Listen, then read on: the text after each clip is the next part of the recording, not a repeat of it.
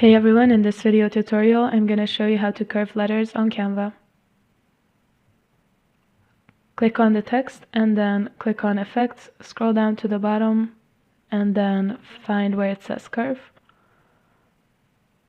Adjust the curve to your liking with this slider here.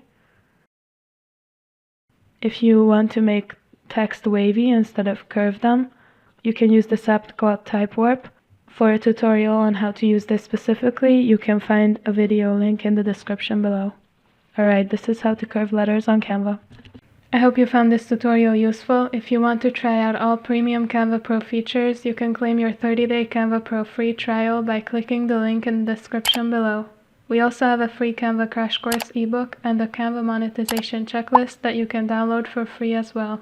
Last but not least, check out our YouTube channels for hundreds of other Canva video tutorials.